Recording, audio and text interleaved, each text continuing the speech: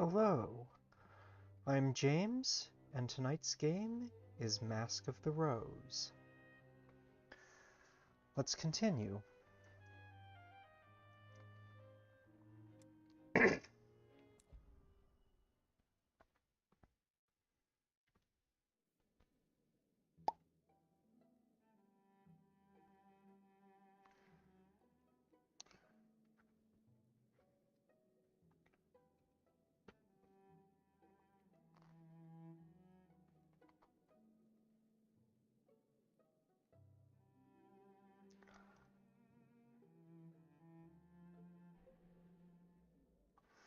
I reach for another memory out of that jumbled grab bag.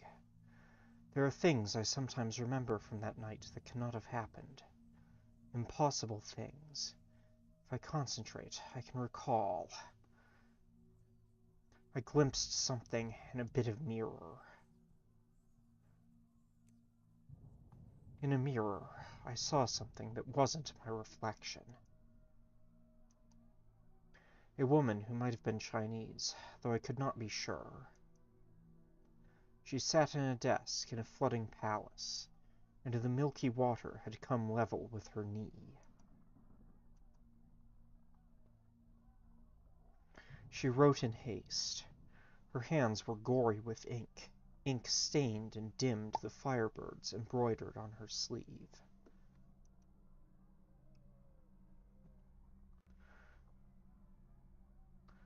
A glimpse of me goaded her.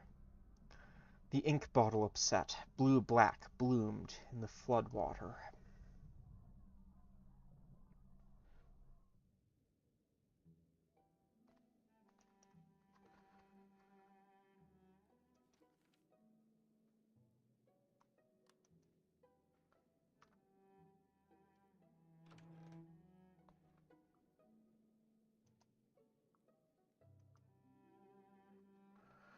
Yeah, let's discuss some theories of ministry misbehavior with Virginia. Or, no. Let's see what else we can do.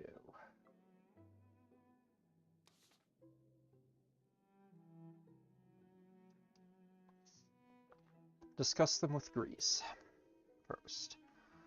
Greece always likes the sight of the badge.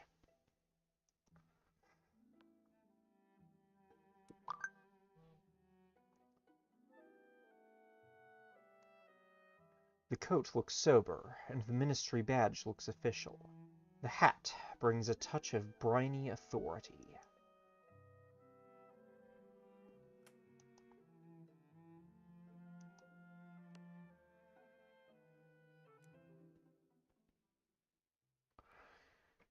I thought you might still be in the house.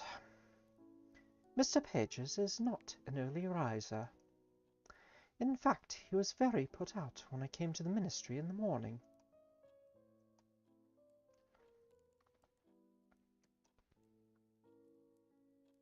What do you think Mr. Pages intends for London? What is it doing? What does it want? It's trying to save us from disaster. We would have starved without the masters. There's no way we could have found enough food to feed everyone. Out of the goodness of its heart? There's nothing else it wants from London? What's it really trying to get out of the census? People worry because they are cloaked, and perhaps their rules can be a trifle peculiar. There are times I've wondered about Mr. Page's intent myself. But there's always turned out to be a good reason. For instance, I didn't quite understand why they waited so long after the fall to begin distributing stores. But I hadn't thought. But it's not at all easy to distribute so many things through so many parts of London. Frankly, ridiculous on my part not to have realized. I'd never ask that question now. In any case, it does want something in exchange, but it's hardly any cost to us. Just these stories of love and devotion, whatever form they take, through the census or in other ways. The conversation turns to personal matters, and the things we still don't know about one another. If you could be rid of one danger from all the dangers the Neath holds, which would you strike out?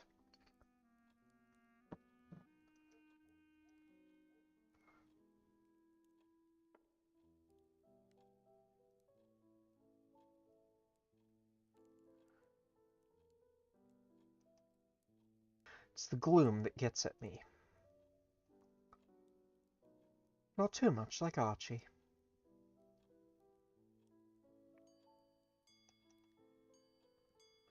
She tells me about her life as a child, about the estate where she grew up, the horses, and the tenant farmers.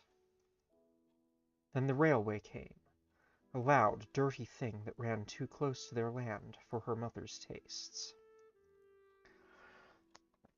That bred arguments in the household, with her uncle staunchly supporting the advance of progress. It is hard to tell from the story exactly how old Greece was when this happened. In her narrative it sounds sometimes as though she was a child listening at keyholes, sometimes a girl almost out of the schoolroom, who had no patience for anything her mother might ever say. But somewhere in that compound of memories is the source of Greece the politician, or Greece the civil servant. Don't elope with any of your census fillers. It would be dreadfully awkward. An unexpected sentiment. Ah, I'm sorry. I think that sounded more forward than I meant it to. One spends too much time in the ministry and forgets the most basic conduct.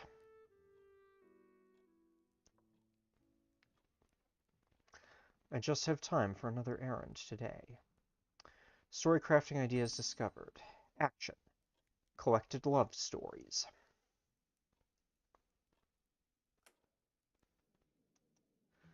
Okay, so pages for unknown reasons. Collected love stories. Student of the heart. Mr. Pages knew that the Neath was unsafe and unpredictable, and it sought to gather the only possible bulwark, tales of love and devotion. The typical Londoner posed no challenges and asked no questions.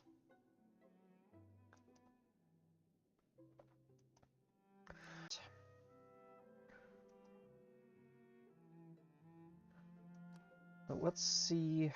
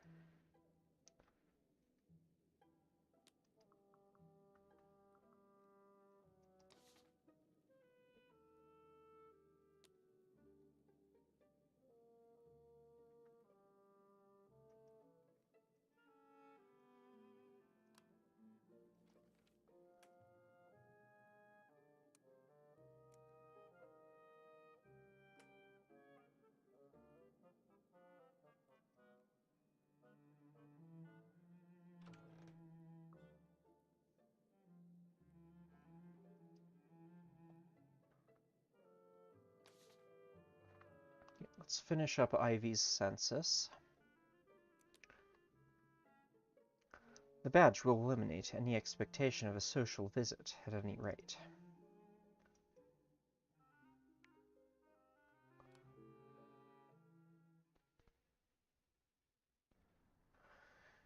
Stuart, it's good to see you.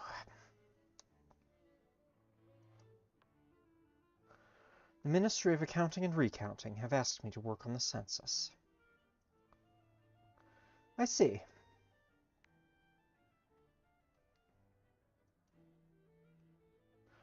What's your full name? Ivy Fitzclart. It's what passed for a joke with me mum.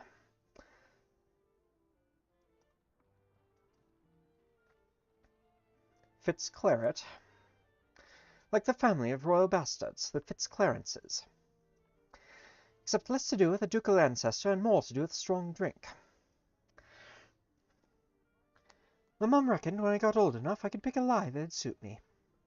As long as you live with me, you'll be known for a tot starter, no point hiding it.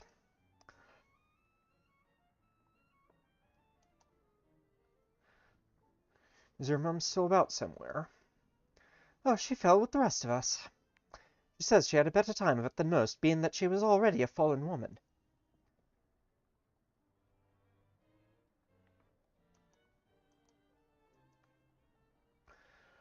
Are you going to change your name someday? Oh yes, but not until I have enough saved to move my shop to Ladybones. Mademoiselle Leah de Bordeaux, I'm planning to call myself. All the fashions of Paris, but darker and more marvelous. Her voice shifts upmarket suddenly, her pronunciation almost as proper as Greece's. I can sound elegant, but I didn't learn my manners at a finishing school. I worked in the back room of the dressmaker's shop until I was good enough to put in front. Found my way into genteel parlours, and didn't let myself be kicked out of them again. Not 1 in 20 of the ladies I dress could do what I've done. The census asks me to report on your household, whether you live alone or with others, that sort of thing. I live at the back of my mum's place when I'm not working in. She's good company unless she's got guests of her own, in which case I stay out late.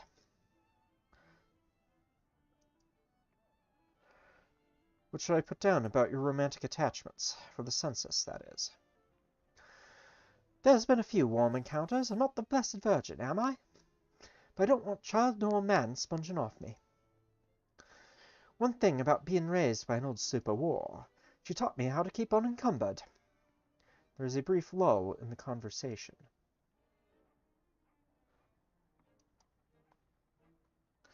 All of Ivy's secrets belonged, originally, to someone else. Some are confessions, told by her by Neath dwellers who could no longer endure the burden. Some are shameful memories or embarrassing dreams, or the acknowledgement of a past crime. She doesn't tell me the substance of what she knows, but she gives me an inventory by type and style and length.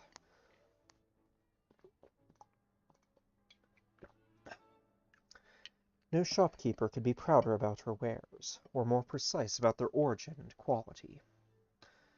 You're not bad company to have around, I must say. I'd be glad to talk to you again if you were to come back. Often there's customers, but sometimes there aren't. It won't be possible. As you like. It was a passing thought, anyhow.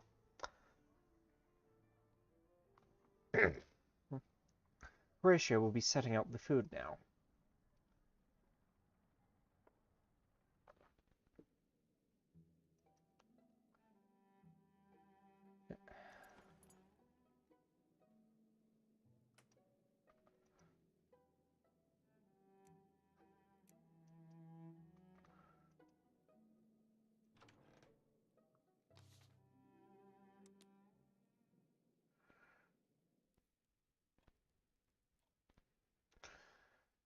Grease brought home some extra supplies today.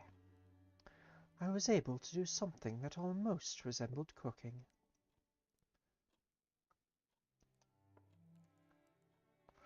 Your suppers are always delicious. You are very welcome. Flattery should be persuasive.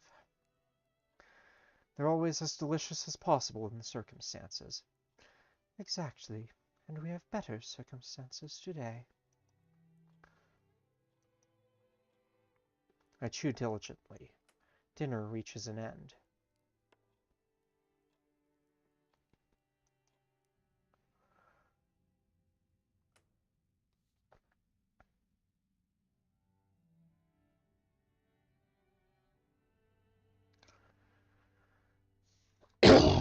Okay. We can provide pages with 7 census forms. Give 5 pennies to Horatio. And bring Archie Ivy Fitzclarret, dressmaker and dealer in disreputable secrets. Lives with her mum most of the time. No permanent commitments. Oh, hi. Looks like we have someone in the chat.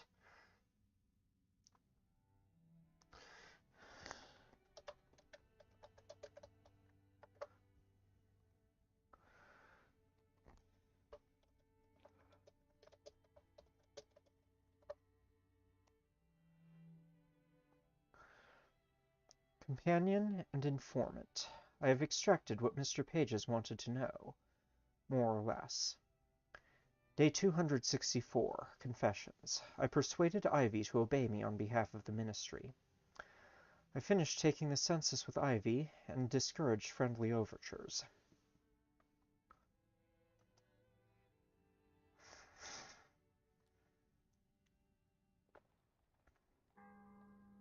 Day 265. 8 days remain in Confessions.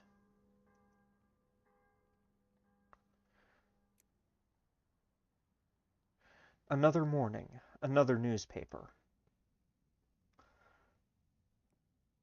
Hang on, let me look it up. I'm not sure if this one's free.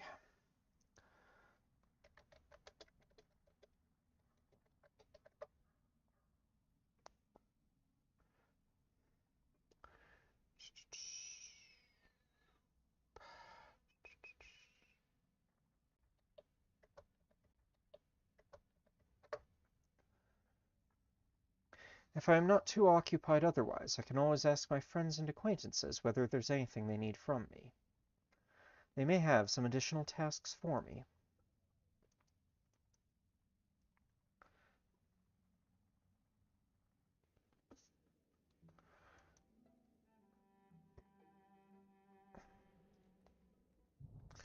I reach for another memory out of that jumbled grab bag. There are things I sometimes remember from that night that cannot have happened. Impossible things. If I concentrate, I can recall. Storm, long before the fall.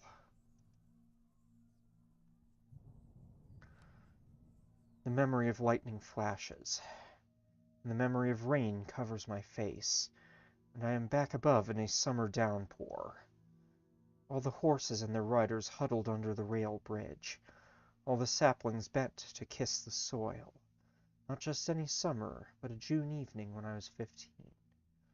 And though I have not thought of it since, and though I will never see the like again, that storm for a moment is truth itself.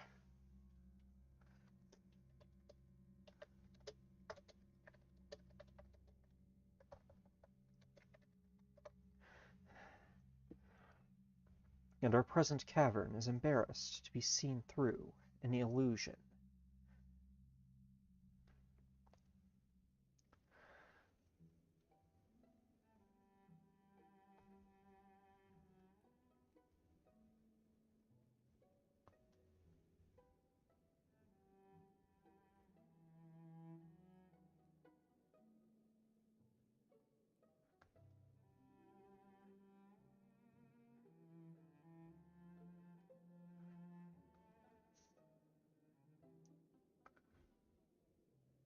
Okay, and let's head out.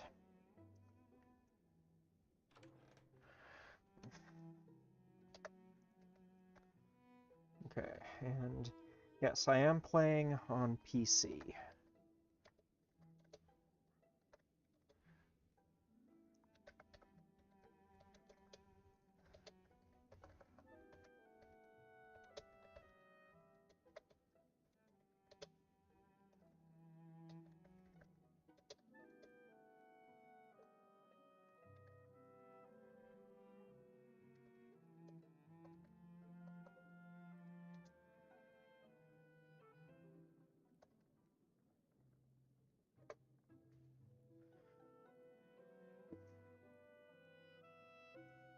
Okay,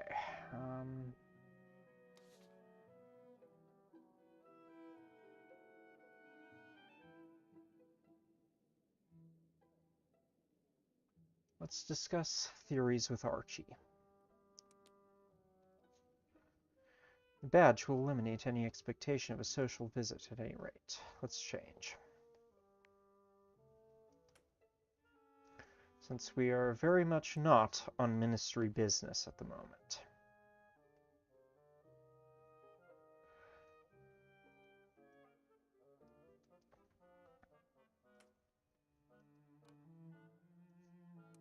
Yes, that'll do. I consider what impression this will make on Archie.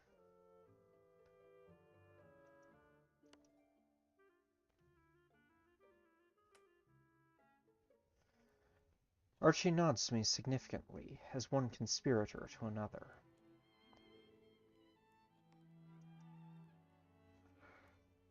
I remembered something strange from the night of the fall. You whispering about how to dose drugs for a grown man.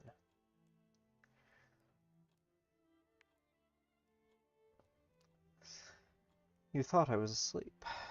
So, as far as games to recommend go, let's see.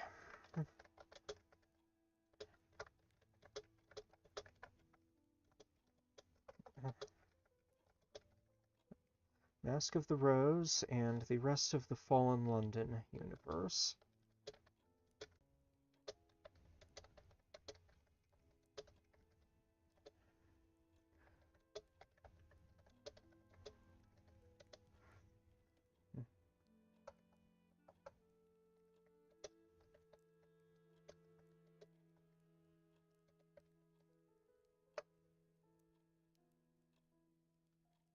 You thought I was asleep.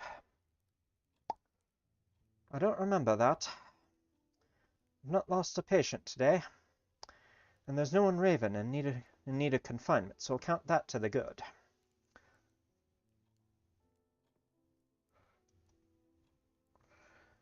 What do you do for a patient like that? All I can do is try to calm them a bit. There's no hope of getting them to Bedlam. That would be Bethlehem House. Or, this being Fallen London,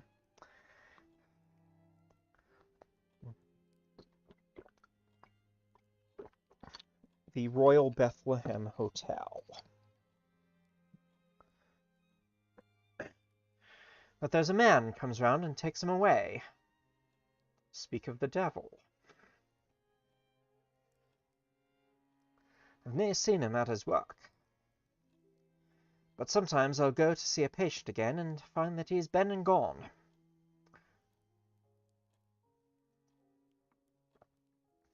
Do you know where they go, the patients that are taken away?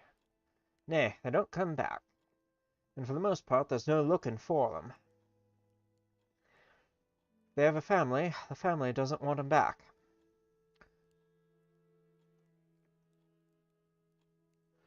The masters are gathering love stories, or at least Mr. Page's is. The others may be working on it as well. Wonder what the purpose of that might be. Suppose it puts us all at their mercy. But I would think there are easier ways. They already have our food. If they mean to starve us, they'd kill everyone's beloved anyhow. Or maybe they want the stories for themselves. As if London were a treasure house of a very peculiar kind. Something tugs at my memory. I saw something that might have been a master, the night of the fall. I didn't know what they were then. And everything was so strange that one more strange thing did not stand out. But now, I can't shake the feeling that they were nearby, on our own street, as London was being swallowed. Recall the past and remember sigils. I have a friend in Fleet Street who will want these. Pays good money for what he can print. I'll split the price between us. You won't mind me using the rest on medicines, I know. And it's not as though I could go to Archie's buyer myself, of course. Silence falls. My business is done. You should feel free to come and talk with me any time. My own room's not big enough to turn about in, of course. You can find me in the parlor. I'm not going to. Aye, well, whatever suits you. I shake my head to clear it. The ruminations are gone. All is as it was. I can just manage another errand today.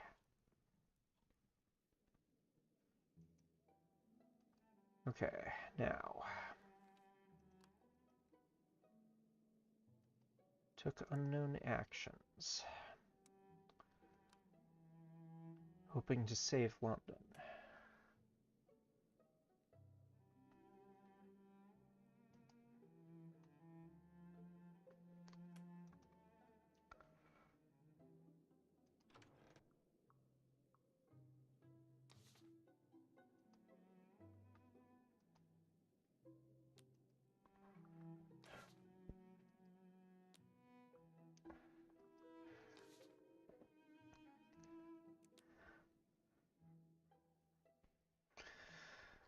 I consider what impression this will make on Virginia.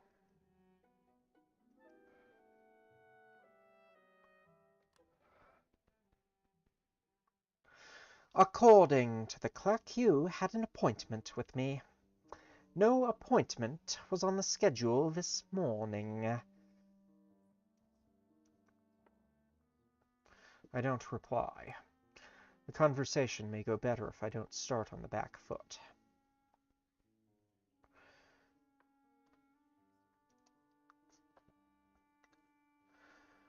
What do you think Mr. Pages intends for London? Much the same thing the masters intended for the previous 4 cities. They will manage poorly, and in the end the city will be destroyed.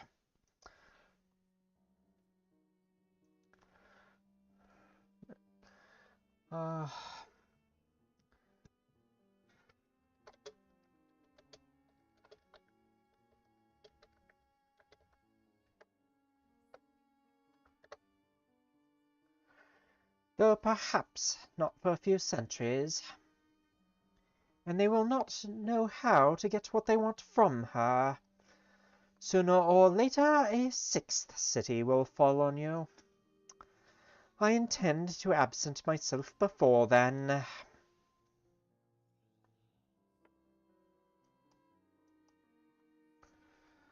What's that mean?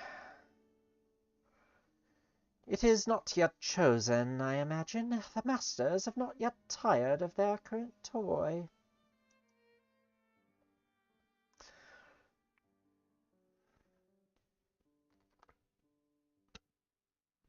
Let's see. I think my username is...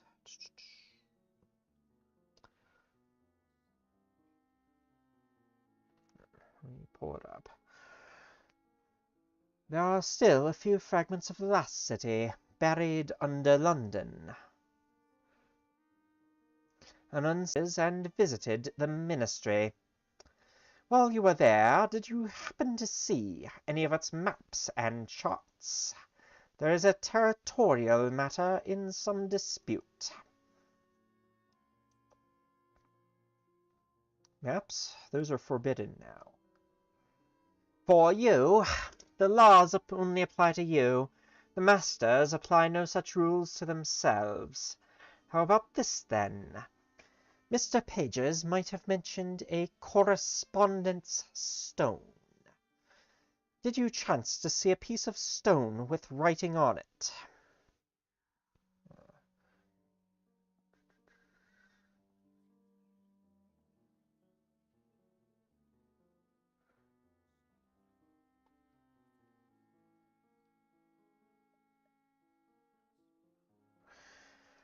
Commerce.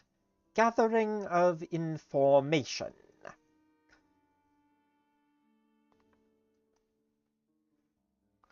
Is your work spiritual in nature? I am keen to hear about your business all the same.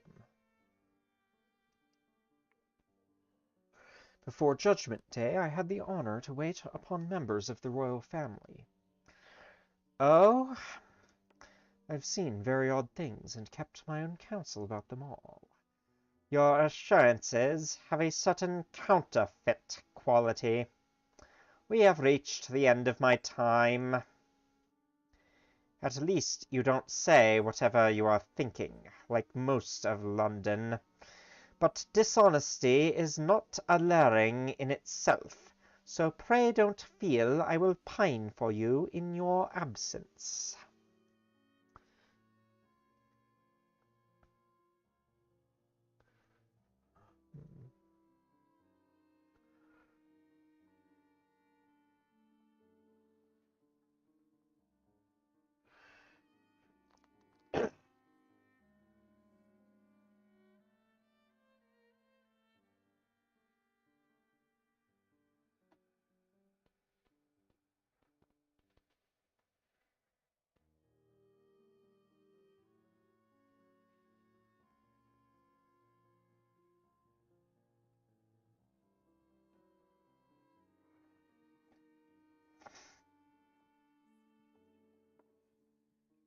My face betrays my feelings. By now, Horatio will be wondering where I am. Meant to exploit London.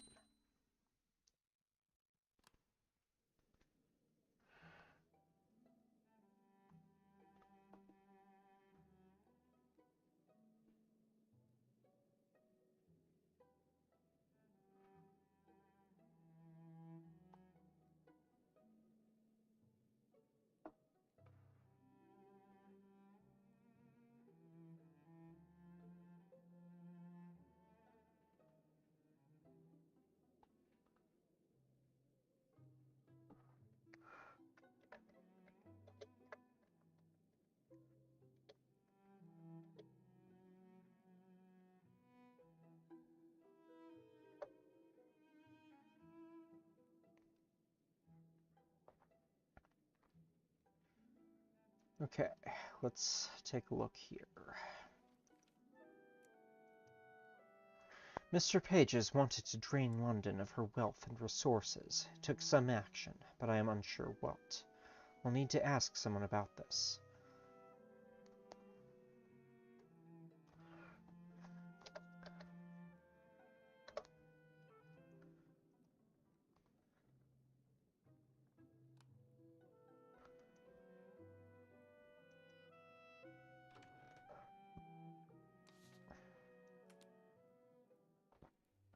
Okay, no one else is there. I chew diligently. There are no more mushrooms on my plate.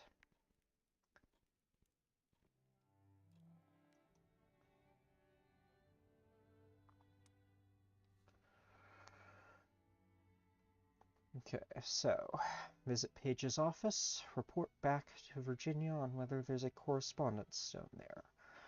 Ask Harjeet for guidance to the den of rubbery creatures. Recall the past and remember sigils. Report what I saw of the masters during the fall.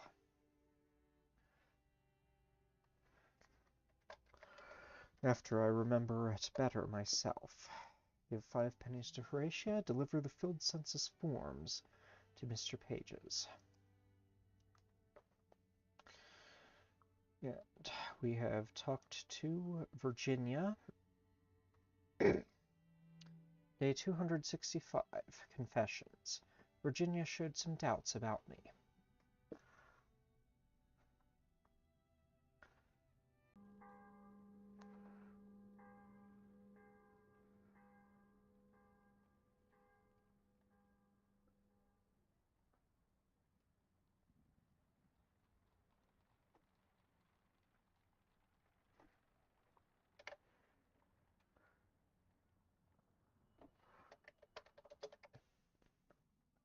They may have some additional tasks for me.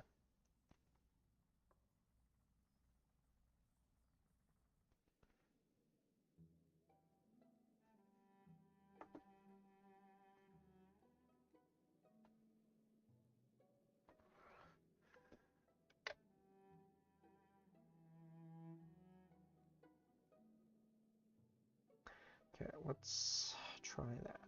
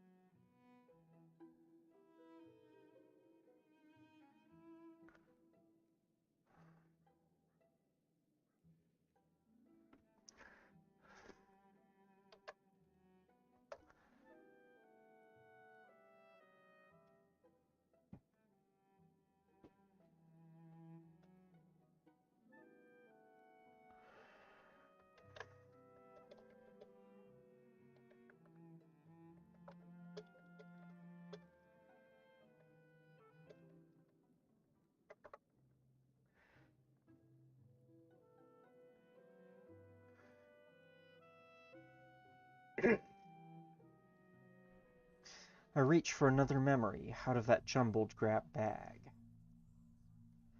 There are things I sometimes remember from that night that cannot have happened. Impossible things. If I concentrate, I can recall. I've been trying to remember the stranger with the sigils. The basement window is level with the feet of passers-by.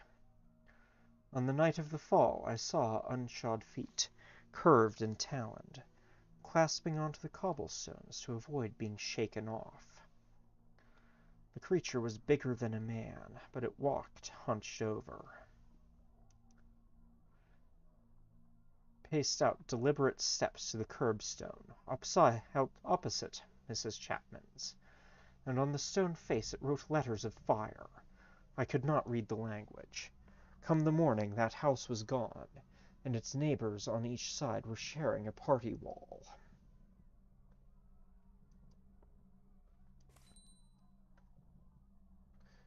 Inscribed buildings.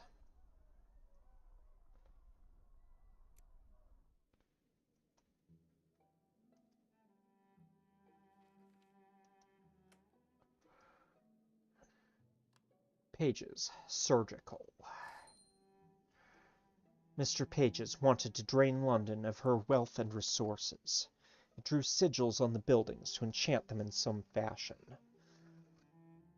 The typical Londoner posed no challenges and asked no questions.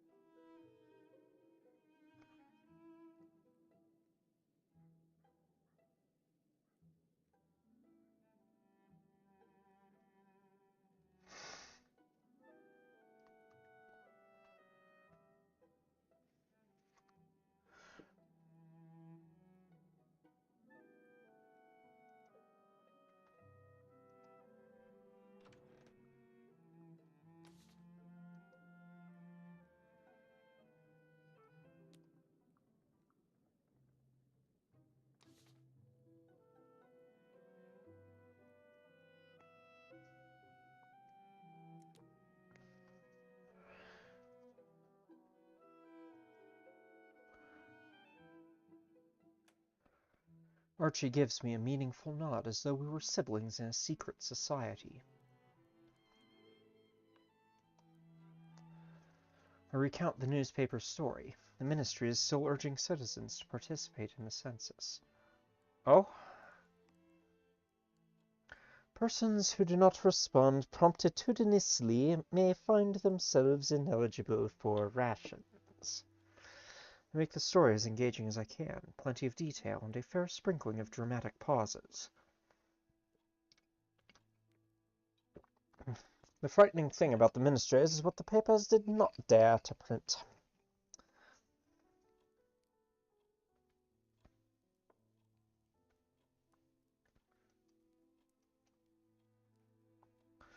Those who make the laws have always abused the place, keeping their own power and pushing down everyone else. Archie nods along and even finishes a few of my sentences for me. Have you heard the proposals to drill some new wells? We need more fresh water that doesn't come out of the stolen river. But the first machine they put to it, it struck on something in the ground red as a side of beef, and the ground screamed. I'd be curious to see what's there, but the ministry has blocked all the roads around the spot. Though there was a trickle of blood that was running down the street, and 2 or 3 enterprising butchers gathering it in cups to make into pudding.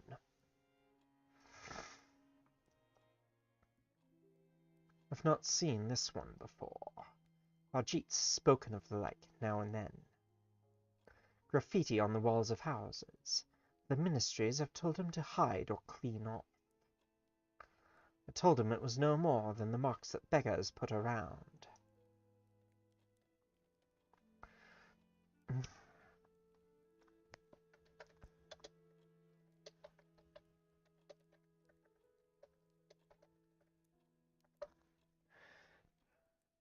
To tell which houses are safe to beg from and which are not. But this will be a fair bit more than that. Ask Harjeet about sigils on the houses. Still, I can make use of what you know so far.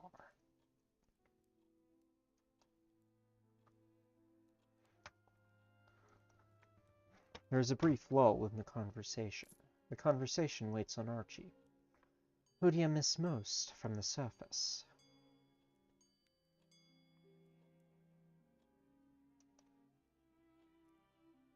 It was a matter of the heart. And I suppose you've not heard from them. Archie listens without interruption while I talk about my memories. Things I remember acutely, and the ones I'd almost forgotten until this moment. Thank you for telling me. We each have our own losses.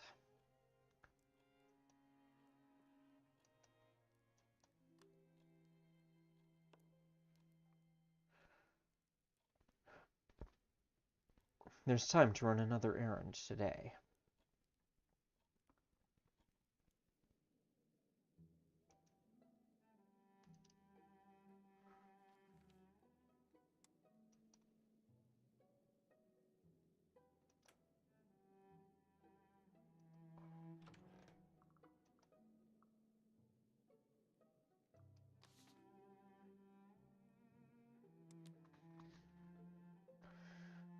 Consider what impression this will make on Harjeet.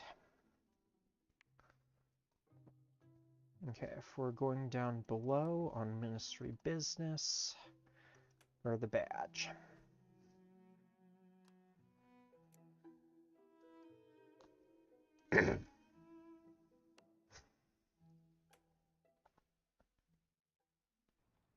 You're looking well. A cavern of tentacled creatures. Do you know how to get to the cavern of tentacled creatures? I believe I know what you mean.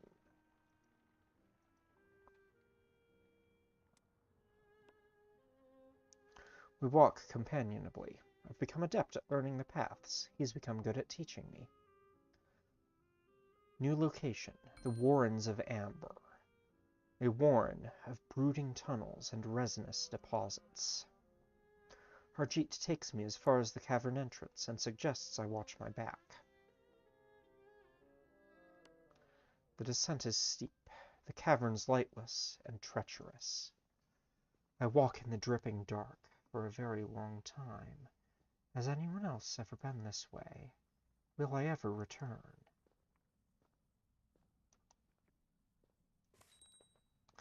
Until, at last, a light.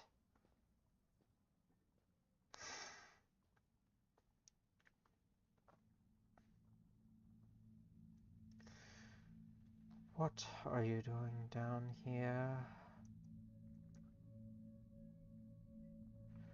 Crashing about in the dark like an escaped sorrow spider. My friend and I heard you from miles below. The sound was vexing him. And, more importantly, vexing me.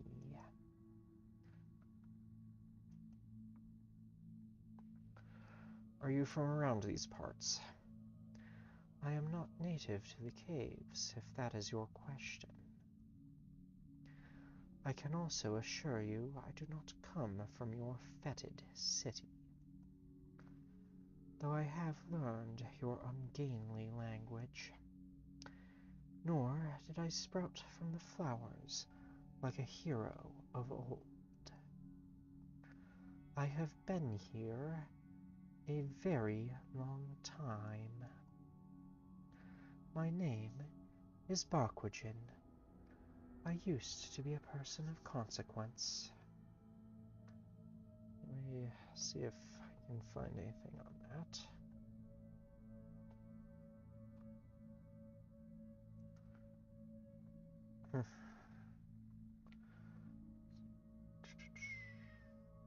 Tab.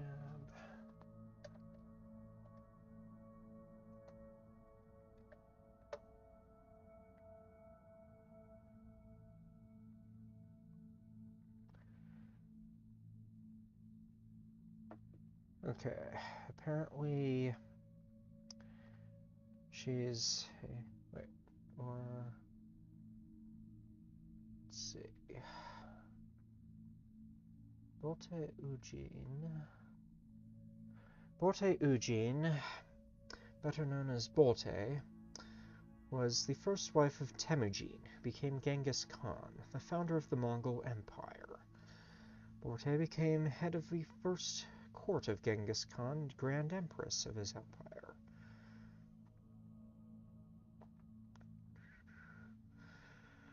Her husband's rescue of her is considered one of the key events that started him on his path to becoming a conqueror.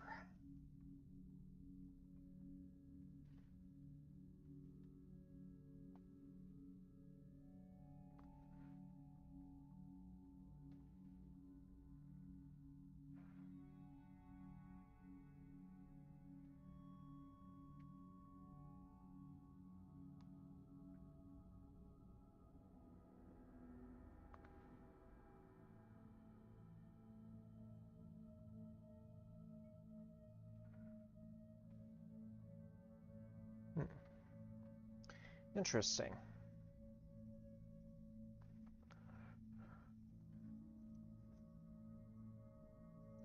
My city predates yours, though it is now gone.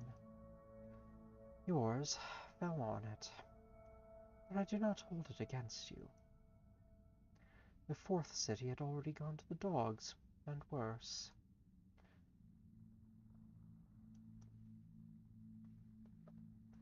I assume Atlantis is lying around down here somewhere. Eden's a stone's throw. Do not be foolish. There is no such state. The earthly paradise, should it have ever existed, is far from here, though my city resembled it once. It seems best I escort you into the caverns if you mean to explore. There are things down here it would be best not to fall into. You may not take my arm, and my friend would welcome company. It saves him talking at me. She leads me deeper into the darkness.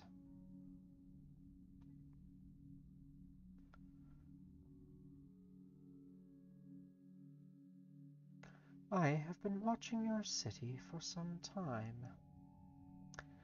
I have made a few trips into the market above and bartered for what I could with what little we have. I have observed that Londoners are an excitable breed. It is in this spirit that I warn you not to be alarmed at the appearance of my friend. He cannot help it.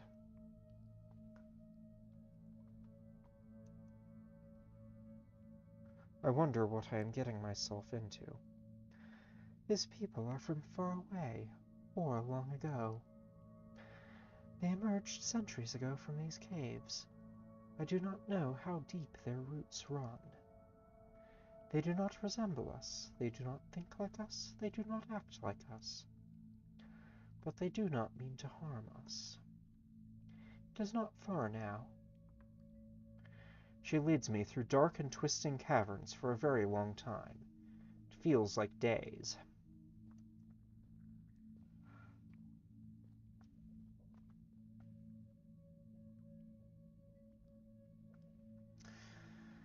This is Batachi-Khan. It is not his name, but what he has permitted me to call him. Names are unknown to his people. He is a man of surpassing flexibility. Perhaps rubbery man is the more suitable translation. Though of course he is not a man, but he has insisted upon the masculine. I have not wished to dispute this.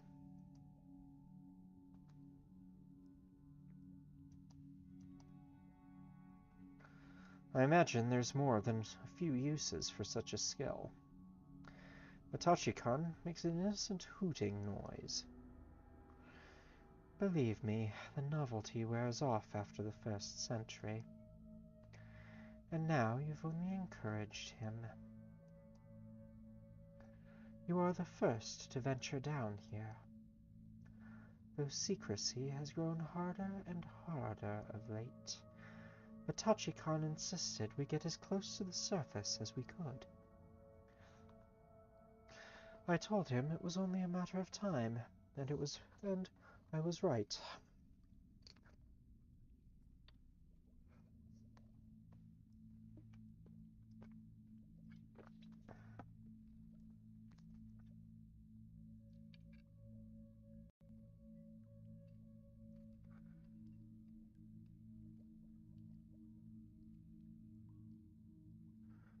Many in deeper places than here. They sheltered me from the dissolution of my city. They have sent us from the vats to be their emissaries. I have been his eyes and ears while we waited to see what would become of your new city. I have even learnt your language. What under heaven happened there? Such an ugly, polygamous tongue. I believe we have tea. Will you take a cup? But Tachikon makes a series of frantic honks as though to dissuade me.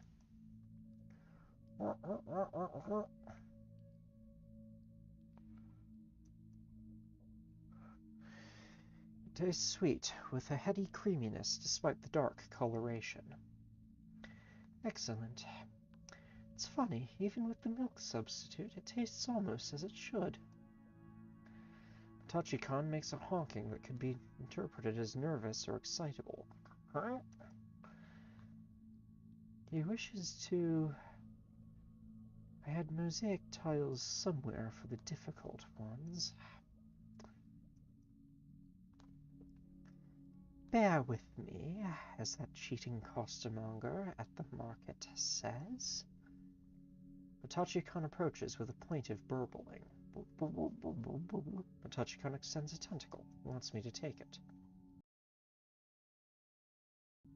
I give it a firm shake. It is oleaginous and soft as silk. Tachikon makes a pleased honk. I have. Noise means a recumbence is desired, but not... Oh. I see that I am superfluous. That shall be my epithet. Superfluous Barquichin.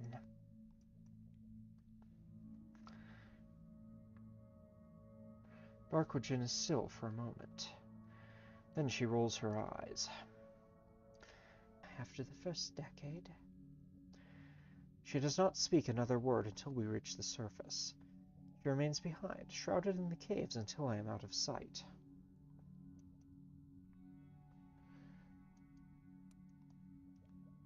It's getting late, so I'm heading back home. Discovered Barquichin and Batachikon.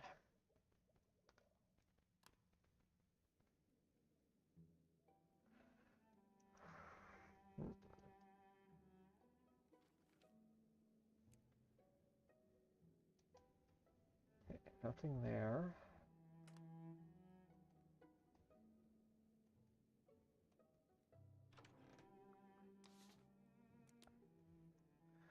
I suppose you've heard the news?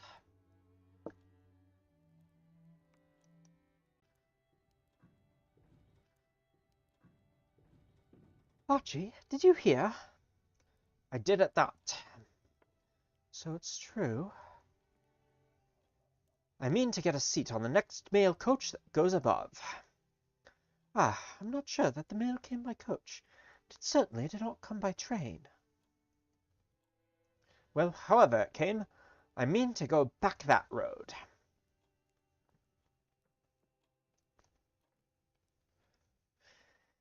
Perhaps there is a carriage drawn through the upper earth by a team of giant moles. Look, Mr. Page has sent us all a gift. She takes out a package wrapped in brown paper and string and sets it down on the table. Inside are half a dozen fresh pork and apple sausages. Better than Christmas, love. Thank your Mr. Pages for us. We'll make them up for Sunday lunch. Yes, thank you. And Mr. Page's. I don't suppose Mr. Page's does a line in red pudding. It is Mr. Hart's who has been arranging the import of surface meats. But I don't think Mr. Hart's would consider a red pudding a very suitable gift. How many masters are there, then? I have only seen the census pages for a few of them. I explained my expedition to the caves near the bazaar, looking for men with tentacles.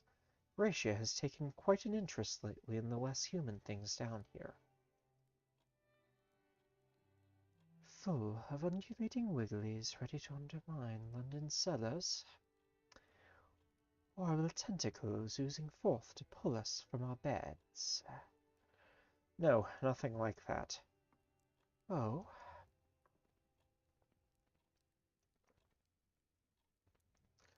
I met a rubbery man. I explained about Barquagen and Batachi-Khan. I suppose it stands to reason we're not the first down here. Can't just be devils and masters and what have you, but ordinary sorts too.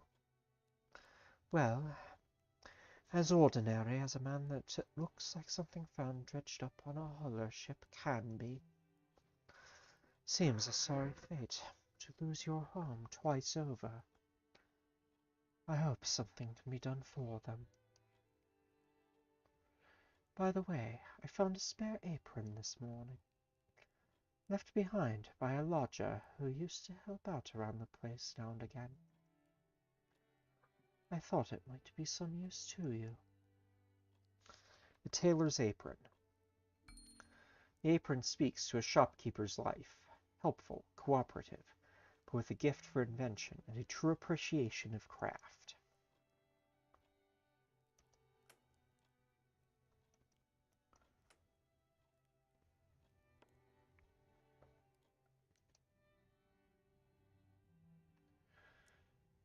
Okay.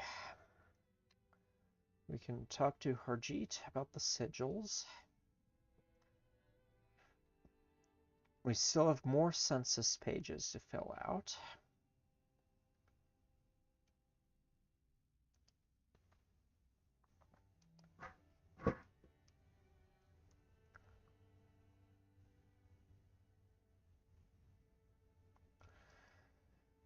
Barkajan, refugee of the Fourth City.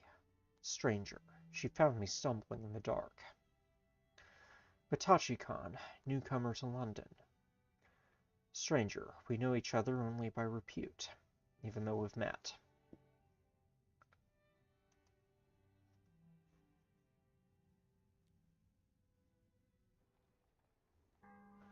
Day 267. 6 days remain in confessions. For once I know just what I'll see in the paper. Contact achieved with the surface of the Earth. Travel possible via Z route. Mail collected from above. Goes on and on like this. I spend a good part of the morning devouring the pages. There are hardly any pictures. It's too early for illustrations. Nonetheless, the paper's correspondents paint a vivid picture of the perilous travel back to the environs of Italy.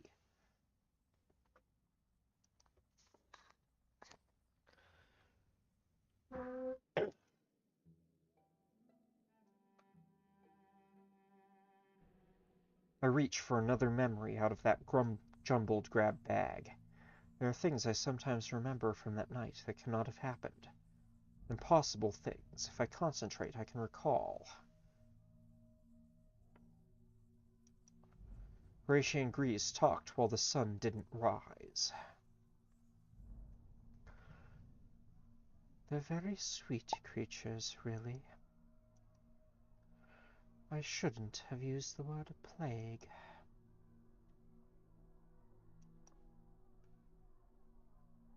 The sight of them gives me a chill. That's not the bats, then. It's all the rest of it. Shouldn't it be sunrise now? The clock fell off the shelf. I don't know what time it is.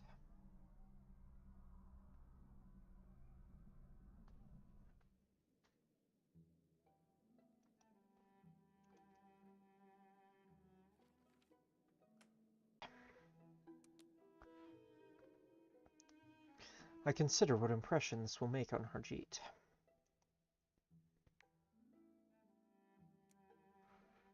You're looking well. I've heard 4 other cities also fell into the Neath. Harjeet plainly...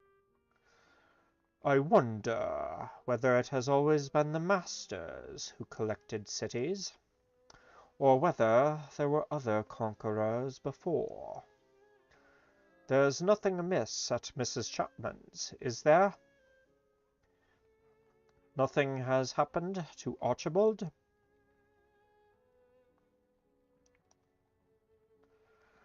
We're as well as we can be on a diet of mushroom stew, with the occasional piece of dried horse. Our clothes are roomier than they used to be. A widely shared affliction?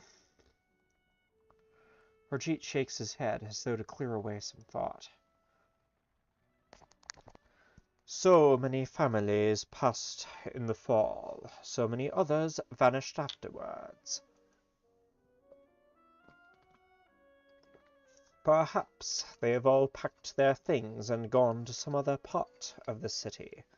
Perhaps something more terrible has happened. The night of the fall, I saw something drawing symbols on the wall of a house. And after the fall was over, that house was gone entirely. There are many of those sigils.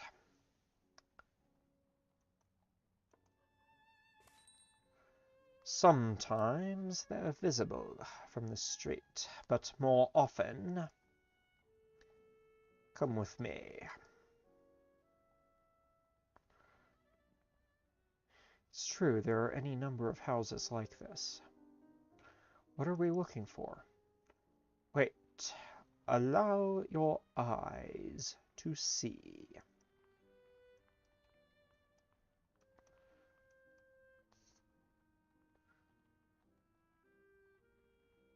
I don't know what they mean. At first I thought they were some old language of Londoners, something from before English, still used for magic, perhaps. And maybe all wise people were putting these on the walls to keep away the spiders and the rats and the other things. It's no language of ours. No, so I have learned.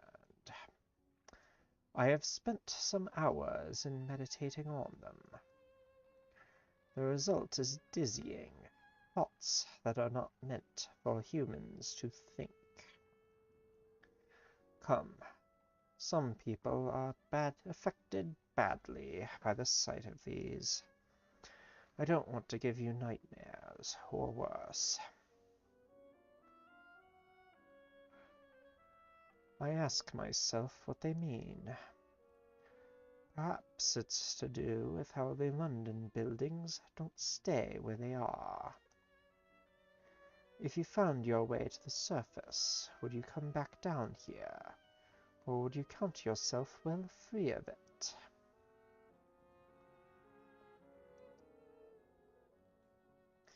I'd come back if there were someone here I loved.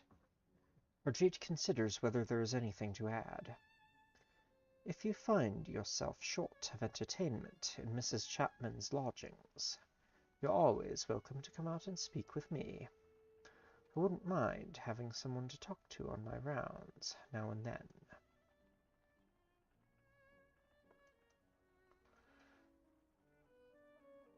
That won't be possible. I won't press you on it, of course. I am accustomed to solitude.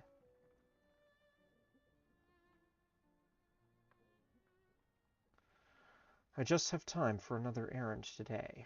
Action. Cause the fall.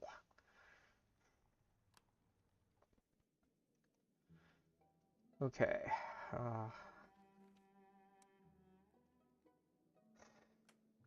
Pages. Thieving. Mr. Pages wanted to drain London of her wealth and resources. Used arcane powers to bring London down to the Neath from the surface. The typical Londoner posed no challenges and asked no questions.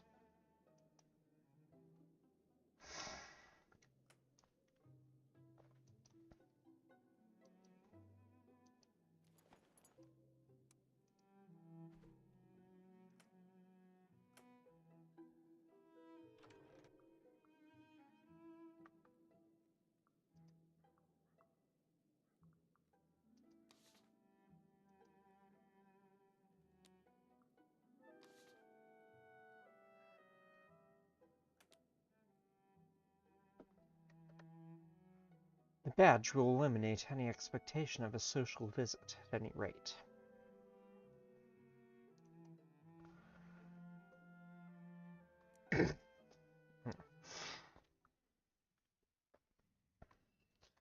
Ah, you decided to come back.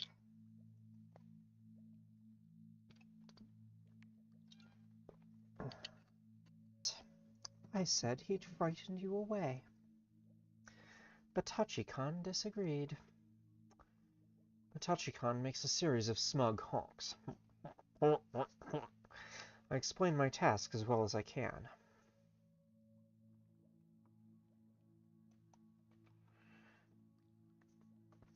You and Barquogen are alone down here. He makes a series of lonely hoots. We are together here, alone. The first of his kind in London, and I the last of mine. We make do, as you are fond of saying here.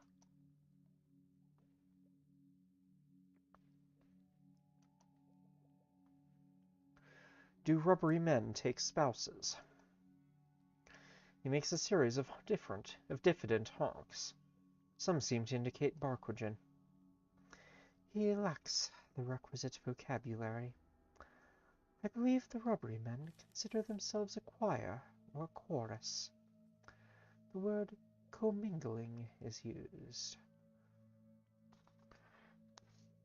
We welcomed them then and commingled all choirs. I hope you do not wish for me to contemplate this subject further.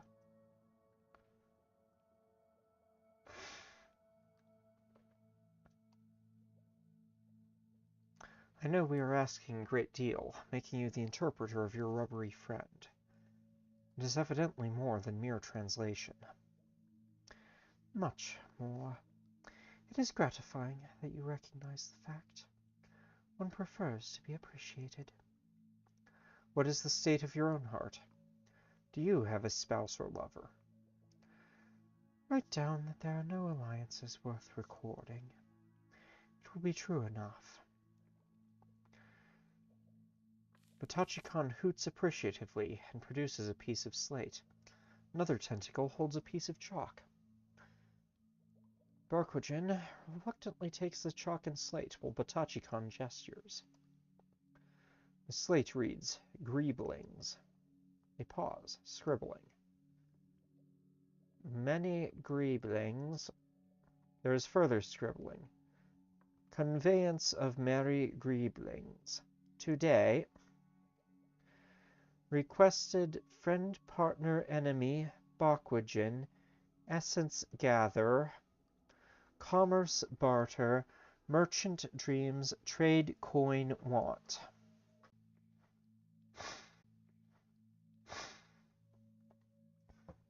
Batachikon makes plaintive, plangent, honking noises with increased intensity.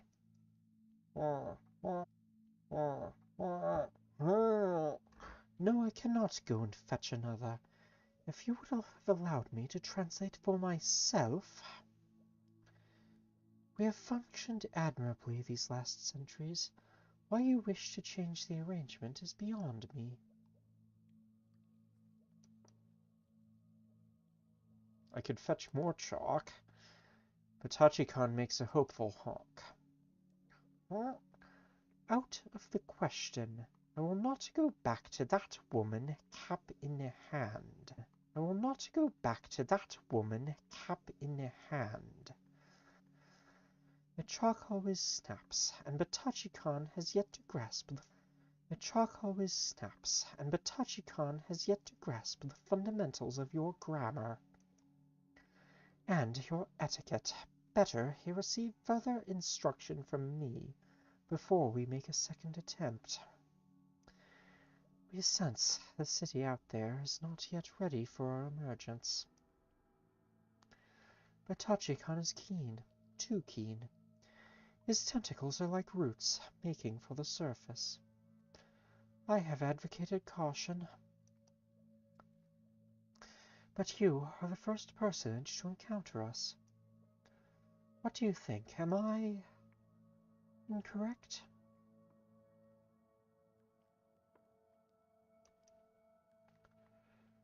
Devils walk the street of London. Dockers speak of men of clay, too. Ah, I am familiar with both. The devils, well, let us say that their neutrality in political matters is not to be believed. The claymen are admirable laborers. I discussed philosophy with one as the scriptoria were rebuilt. He called himself unfinished. He seemed finished to me. Perhaps it is a state of perpetual enlightenment. I owe them a debt for my own safeguarding when I left the fourth to its ruin.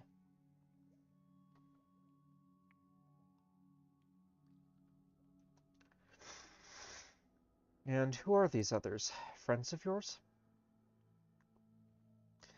They are like and unlike him. Our Patachi-kan is singular,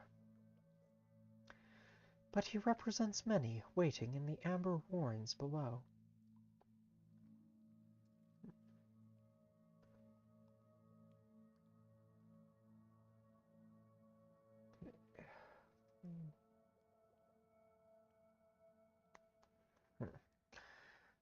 That is odd. They have not always been treated kindly. I myself was unkind. When they emerge, they hope Patachi-kan's work will have gone forward. I'd like to ask you. Patachi-kan makes a strangled, keening noise. The stallholder. Oh, he wants you to give the amber to someone who owns a place of commerce.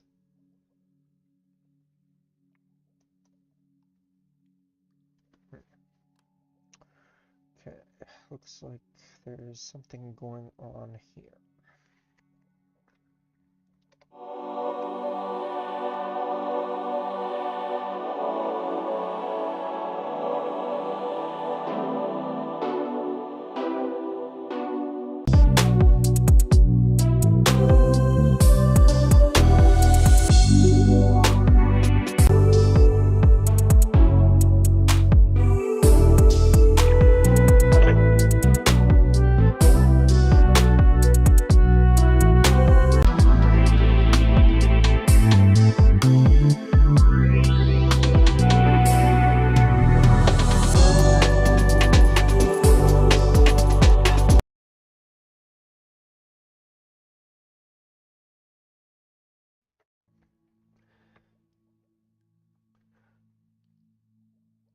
A stallholder.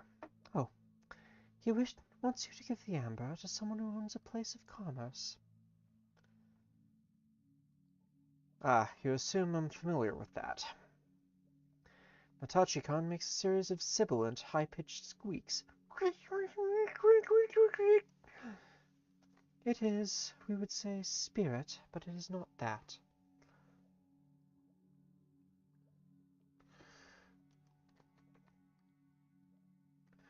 It is resinous that is attuned to the essence of those it comes into contact with it,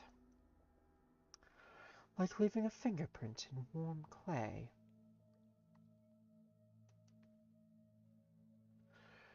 It is how I was found when the city fell. He remembered me.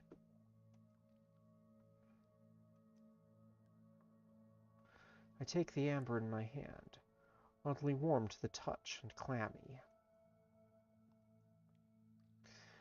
It is important that the amber be delivered to one of a mercantile orientation. I hope you do not mean that dreadful costermonger at the market. I refuse to translate your speech for her. I do not know nearly enough insults in this tongue. Matachi-kan makes a series of indignant honks. Oh, very well. Someone vaguely successful. Don't ask me why. I don't understand it myself. They need to hold the amber and bring it back here.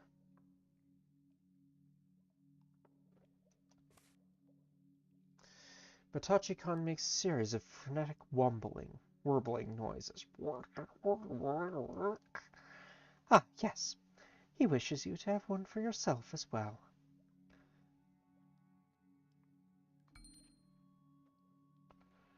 Amber brooch. A token of rubbery kind, and an expression of commitment to the Neath. Surface? What surface? Now, if you'll find your own way out. I picked up an amusing novel at the market. It is about a very enterprising young lady named Audley. She is full of moral fiber. I am keen to return to it. Let's see. Wonder what novel that is.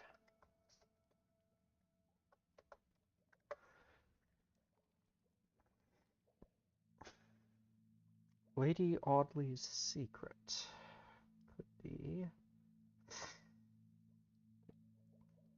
1st October 1862.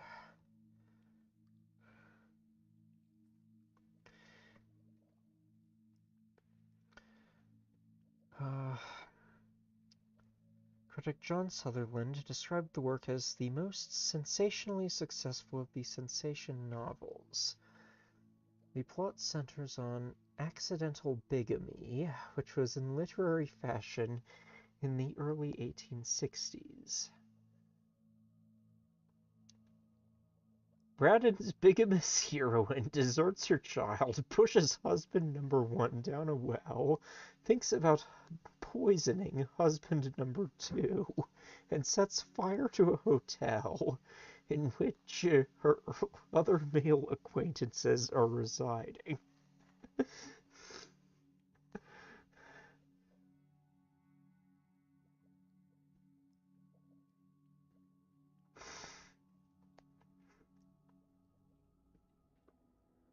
Moral fiber.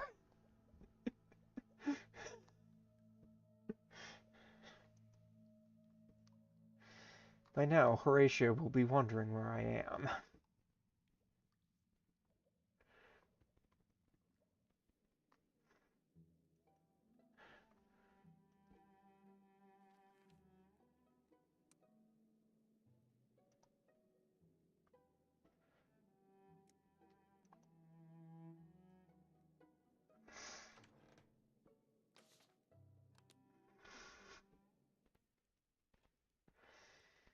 It started snowing outside.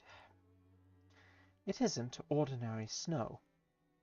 Something has gone very badly at the ministry. Mr. Pages took away a great supply of our papers, together with many of the books and novels it had assembled. All of them taken into the bazaar in wheelbarrows, so many that it attracted quite a crowd. I thought those were for his personal collection.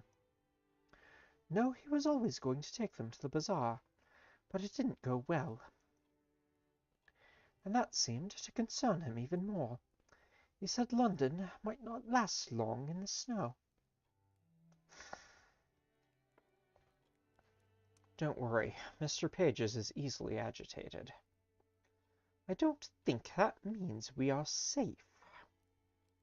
Grace shakes her head. Mr. Pages has a very lively fear of what may happen next, and I cannot put this out of my head. There is a brief lull in the conversation.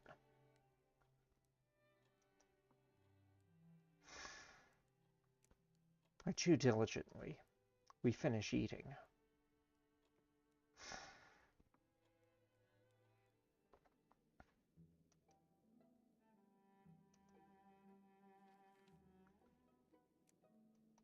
And it looks like something is going to happen.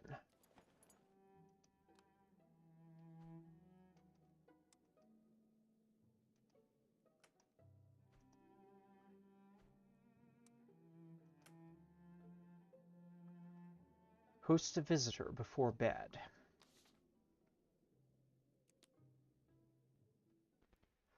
In the parlor, on the way up for bed, I find an unexpected guest. How many centuries? You're looking well for it, I must say. I slept through a significant amount of it. And I'm told resin is an excellent preservative. Well, not every day I meet someone from Mongolia, let alone also being over 100 years old. Not that I meet many people these days. But I am glad you're not involved in the business in the basement. Cellars are best for wine and a rag, and not connected by doors. I shall bear this in mind. I'll leave you two to it. So this is where you live. The decor is noisy. I feel an ache of the head coming on, but preferable to noisome caverns dripping with amber.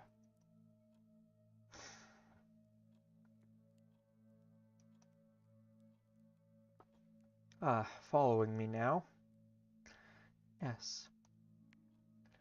What did you think happened? As though your movements are hard to follow. My work took me all over the last city, and beyond. Keeping the bestiaries accurate was not a job for the faint-hearted. I wished to talk to you alone. This seemed the most reasonable means of achieving that. It is Batachi-Khan's request regarding the amber. It is important that the amber is returned so we may gather the essences. Batachi-Khan has fixated upon the commercial enterprises in the city. I do not mind indulging his whims, but the goal is to effect a peaceable rubbery introduction to Londinium.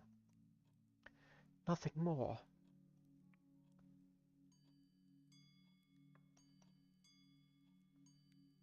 You came all this way to tell me what the task is again.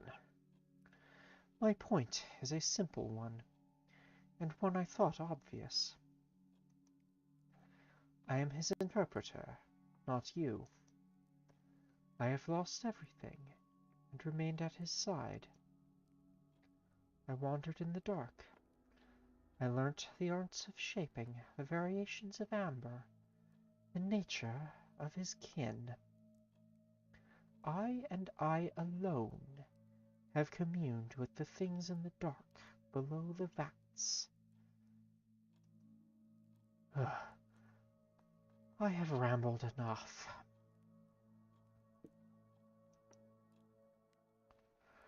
And what will you do to keep your place? I must be indispensable. I must smooth his path. I must ensure the errors of the past do not repeat.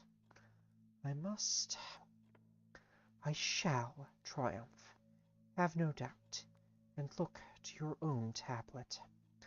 I have intruded enough. I have been informed I am abrupt. On occasion. This abundance of novelty makes me irritable. I do not like new experiences. I have his best interests at heart, and long experience in it. And we do need your help, your contacts. A means of making our way into your city. I shall intrude no further.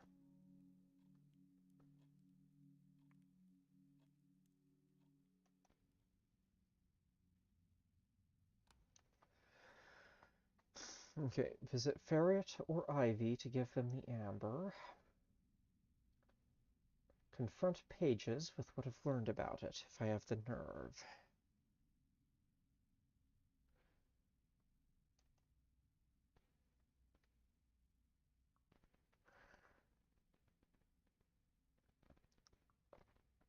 Barquogen, refugee of the Fourth City, inhabits subterranean retreat, considers all romantic interests behind her.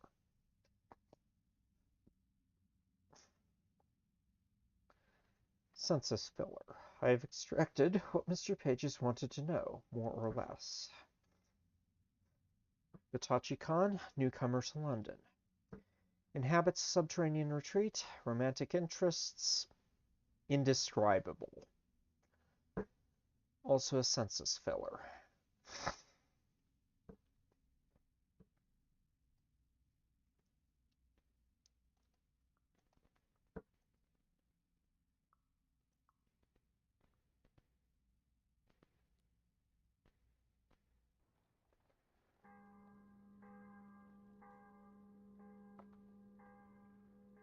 Day 268. 5 days remain in confessions.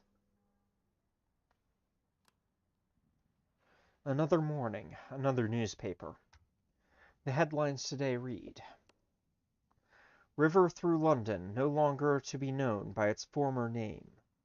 Londoners warned of strange creatures emerging from waters. Our revelations don't enjoy any more prominent position than they did last time. But if I read closely, I can see a doubt about the masters implicit in many articles. If I am not too occupied otherwise, I can always ask my friends and acquaintances whether there's anything they need from me.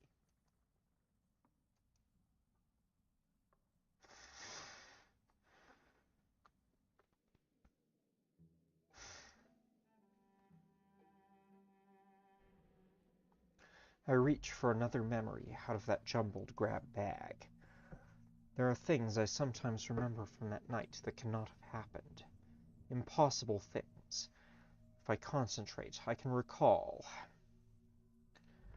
Horatia offered Harjeet a place to bring the wounded.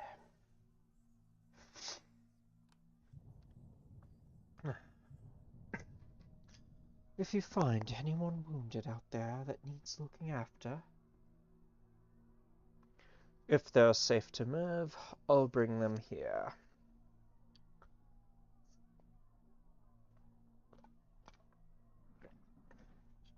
But, ma'am, there might not be anyone. No one is hurt. All the better. Most of them, I find, are dead, ma'am. One young man was crushed by a beam across the middle. Someone had come and taken off his face. Taken it off? Clean cuts.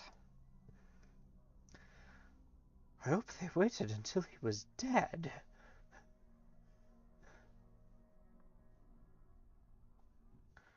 Snuffers.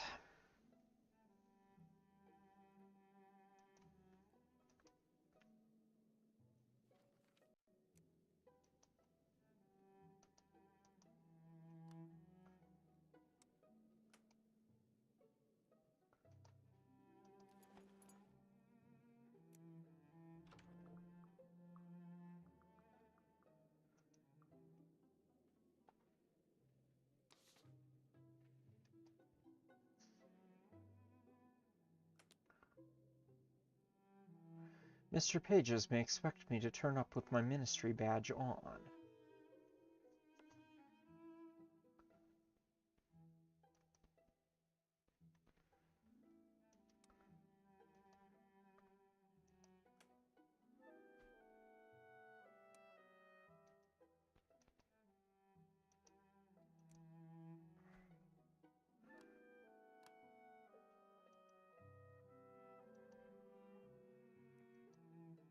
The badge will eliminate any expectation of a social visit, which is what we're doing, but Pages expects us to wear it.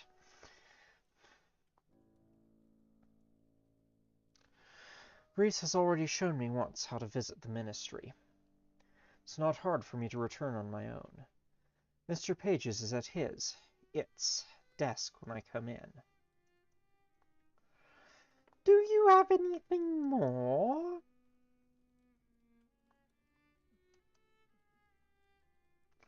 Mr. Pages pays. Then it puts the census page in a stack of others, much like it. Weighs the stack down with a paperweight.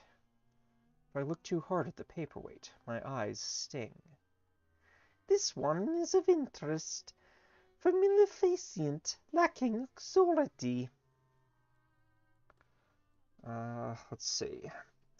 Making a family, but not married.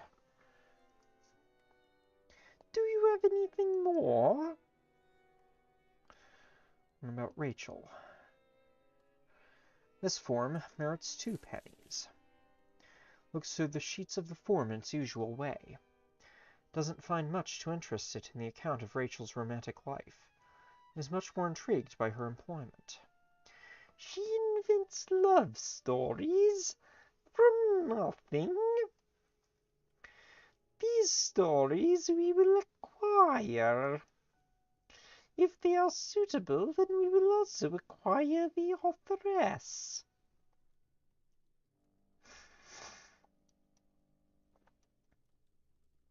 Her current novel is being printed 1 chapter at a time in the magazine The Lily of London. Does its story pertain to lovers?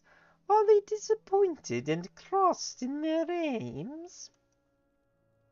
The story has not yet come to an end. I see, still of a kind to be shaped. I could make sure she and Greece are acquainted. Then Greece could commission her to be sure the novels are suitably written. Yes, do this. Help Greece ask Rachel Landau for writing work. Do you have anything more? Next, David. I have got used to the transaction now. It seems he cares for his sister more than any other. Nonetheless, his affections are prolific. There's some promise in that. Do you have anything more?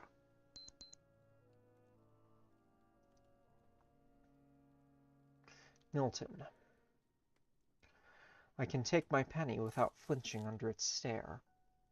There are 7 forms thus far. This should be commemorated. Greece has indicated the aesthetic propriety of ruinous places. That what is broken inspires happiness and warmth of heart. There is something I wish to show you. It leads me out of the ministry. The people in the streets part when we approach. No one troubles us. When we come to the edge of the stolen river, it summons a boat with a crook of its claw. Does it have effect? Does it enhearten you? Greece indicated that the moon... This one is not a citizen of London. He will come from points west and is not capable of love. Do you have anything more?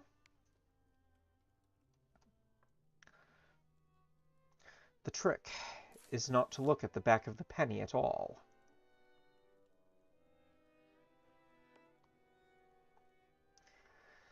Pages goes through the pages of this census with growing interest, studying some pages closely.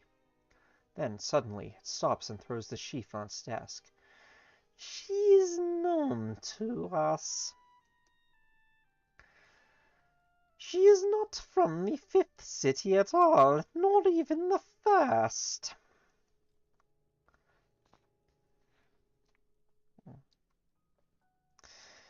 Hell exchanged its leaders late in the 4th city. We were otherwise occupied. We were unfamiliar with the newcomers. We surmise she is ambitious or in exilement.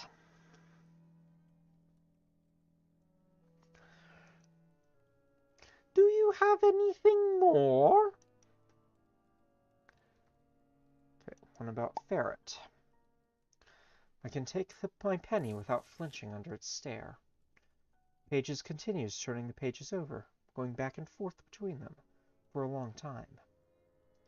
Inefficacious, this way of capturing menaces. We have better ways. The ministry will make them known.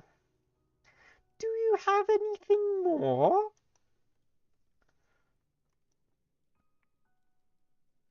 The trick is not to look at the back of the penny at all. She seems a very small person, more like a dog. Do you have anything more? I have got used to the transaction now. Sponikin. It is notable they have advanced so far as the assignment of nomenclature. Do you have anything more? I can take my penny without flinching under its stare. She is a denizen of the previous city. Her arrangements will not be novel.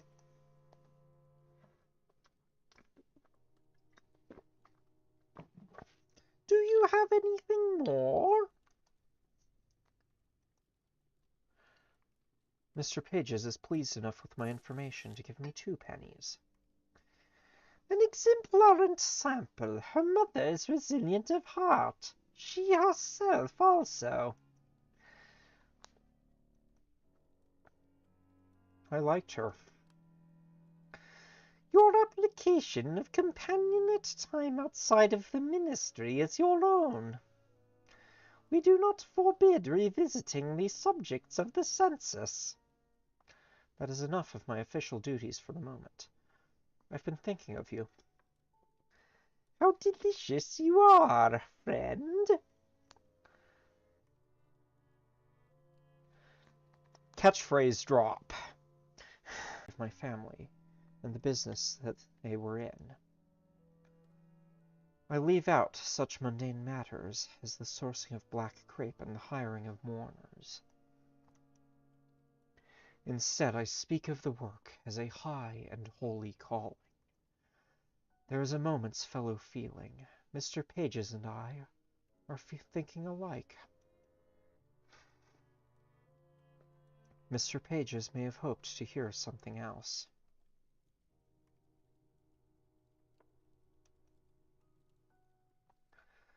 I feel I've seen a side of you that other Londoners never see. Your interest in the landscape of the city, your concern for the census, your lexical tastes. Especially if they pertain to heart matters, but even if they do not. And network trouble again, probably. No. CPU.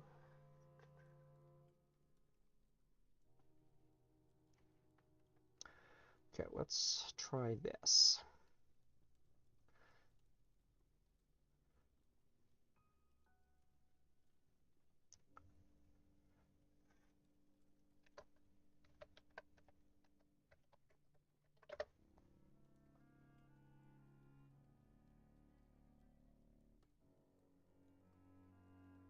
Yeah, that ought to do it.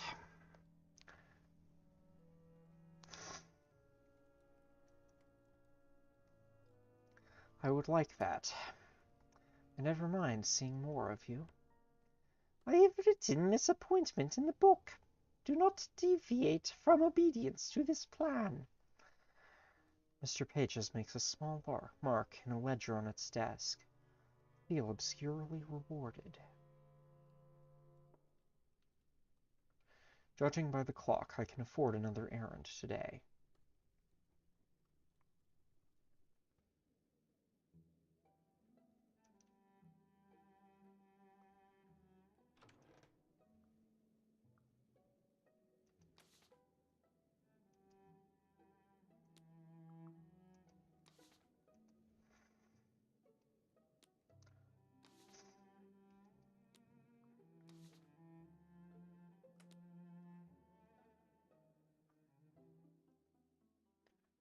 This is, in fact, a social visit.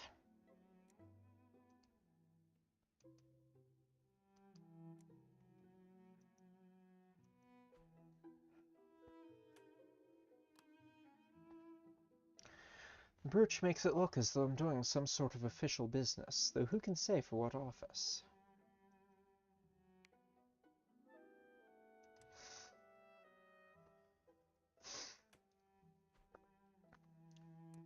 The coat says I offer pastoral comfort and am willing to face dark truths. As for the corsage, I admit is startlingly vulgar.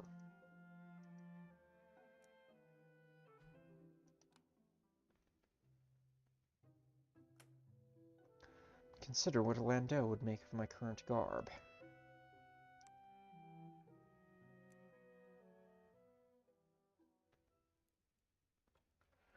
Miss Landau, may I introduce my friend, Miss Griselda?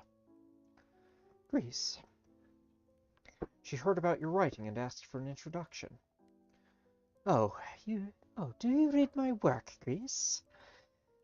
I never read novels. I have more pressing demands on my time. Then I don't understand why you've come.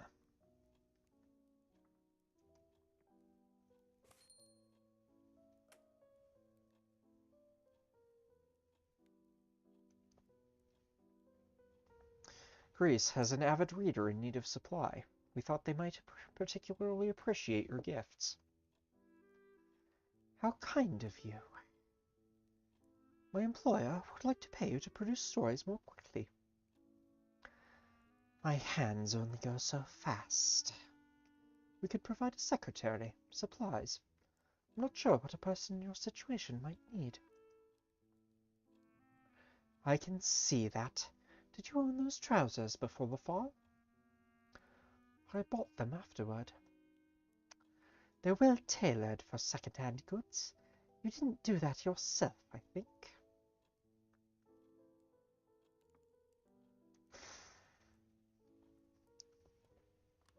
If you have menial household duties you need to set aside, we could hire. I can afford my own seamstress, I thank you. We stray from the point of our meeting, Miss Landau. What consumes your working time? Attending social events until something inspires a return to my desk. Some muses inspire, mine exasperates. But those activities produce what?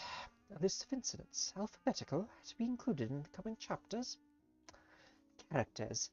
Today, Clorinda, in her brother's cast-off superfine trousers. She's tried to discard her society accent, but she wears gold links in her cuffs. I didn't come to be a literary model. If you want me to write more, it's the best thing you could have done. London's circulating libraries and magazines hold tales by the thousand. Your masters commandeer whatever they wish. I don't understand your difficulty.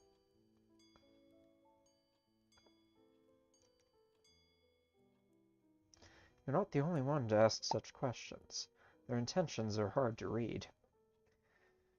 We've bought books by the wheelbarrow, new and old. Our reader, and there is one particular reader, has rejected everything Pages has brought to him. We will pay for every chapter on the love of Neath-dwelling Londoners. My compatriot Stuart will help you.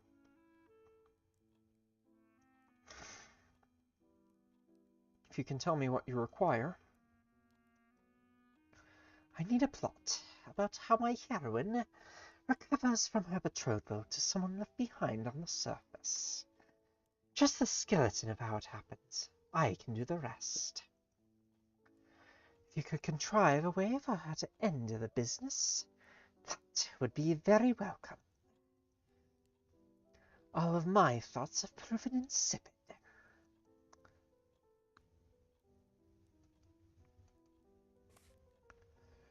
We only want the tales. And the Neath's heart's blood. I accept, if that only means taking an extra payment for work I already do. I promise nothing. You've allowed us to provide a certain incentive. After Rachel sees us out, we have a thoughtful walk home. Grace is silent with her thoughts for a good part of it.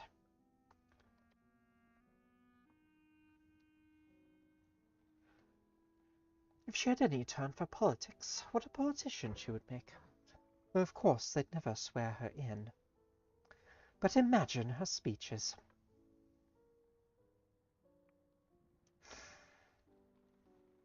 She is an extraordinary person.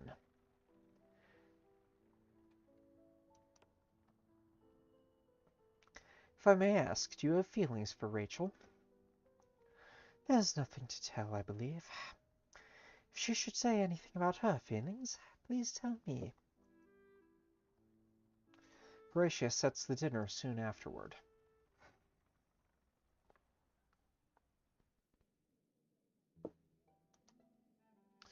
Okay, assignment. Construct a plot for Rachel to get her heroine out of a ruined engagement.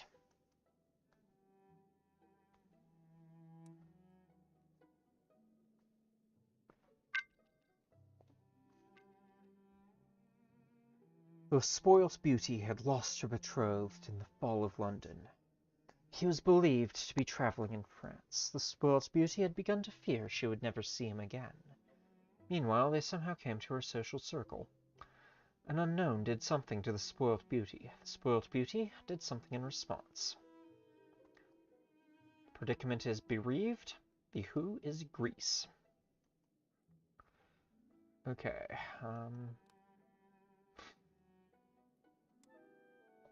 the rubbery man, the doctor, the cartoon, the petty thief, the constable, the housekeeper,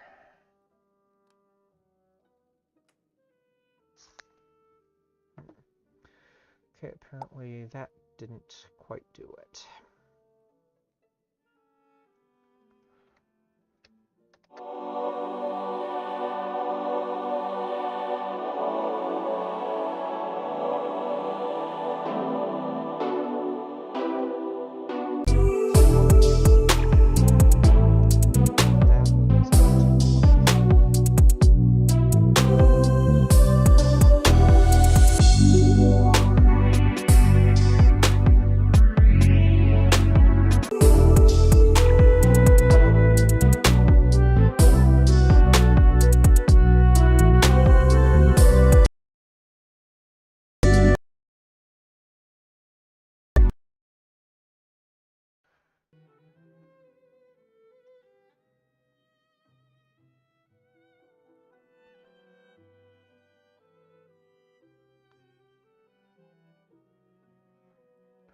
Okay.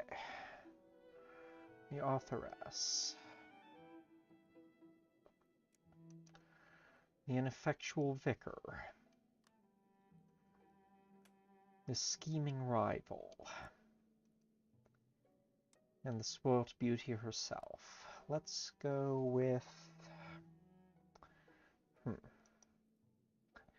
maybe the adventuress, or maybe the scheming rival.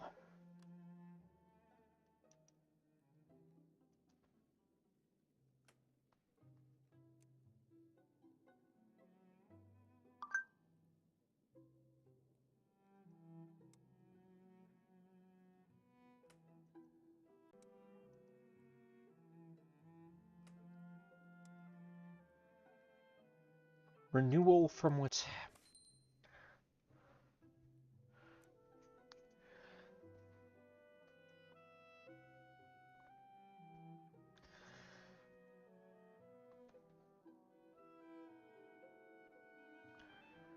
Start closing stuff. Figure out what's going on here.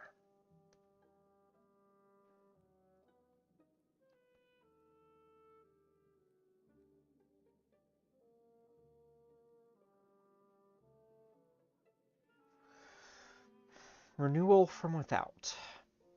The spoilt beauty had lost her betrothed in the fall of London. He had departed for Paris only days before the cataclysm. The spoilt beauty could not bear to think of him, still enjoying the sunlight, and perhaps the tenderness of French ladies, while she languished in the Neath. An adventuress saw the opportunity to pursue her long-standing love of the spoilt beauty. Deeply affected, the adventuress attempted to seduce her. The spoilt beauty accepted the proposal, though she looked rather surprised at the circumstance herself. The experience so affected the spoilt beauty that she was drawn back to the religious observance of her upbringing. An adventuress struggles with regrets. Finding a muse. If she is inspired. A misalliance. An unhappy marriage. A happy ending offered.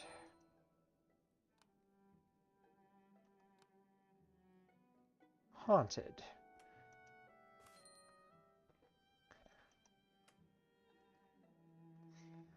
The experience leaves the spoilt beauty troubled by most peculiar nightmares. An adventuress regrets nothing. Yes, that looks like an interesting story.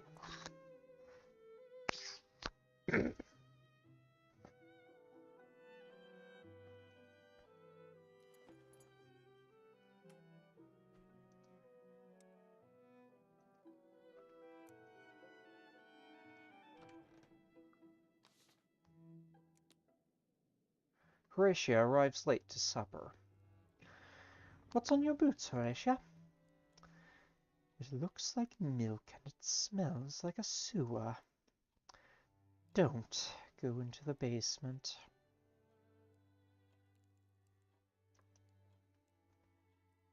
I know there's a tentacled thing down there. Do you? I saw it the night of the fall. I didn't realize it had visited us so early. It's not only that.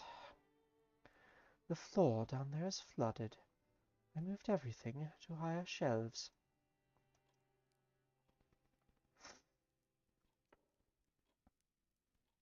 Is there anything I can help with? Only if you want to help carry buckets of nasty water out of the basement. So we form a bucket line. Horatia insists on taking the basement position. She still wants no one else to enter. But I stand on the stairs and take buckets from her, and carry them out to the gutter, emptying the basement of lacquer. They do not smell like ordinary water. My eyes burn. Horatia doesn't say much, but I can see him in her good books.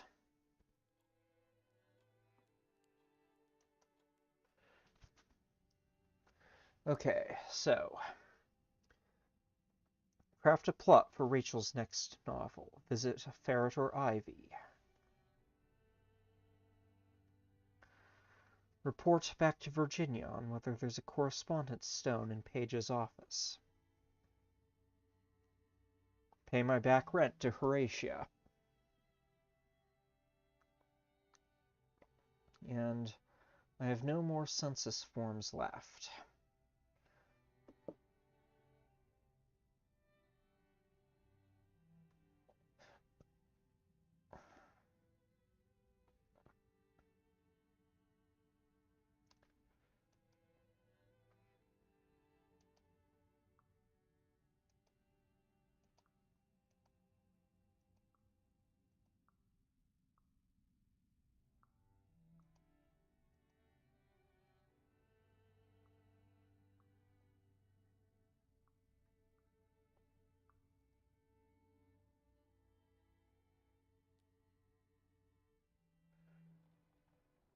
Day 269. 4 days remain in Confessions. Another morning, another newspaper. This morning. And with that, I believe I will call it for tonight.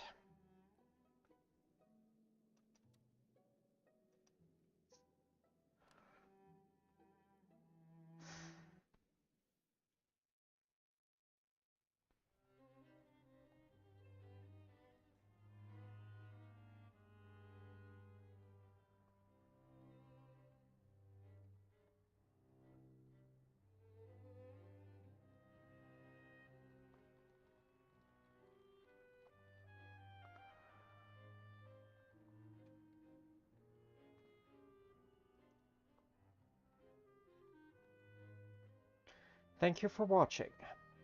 I have been James, and the game has been Mask of the Rose.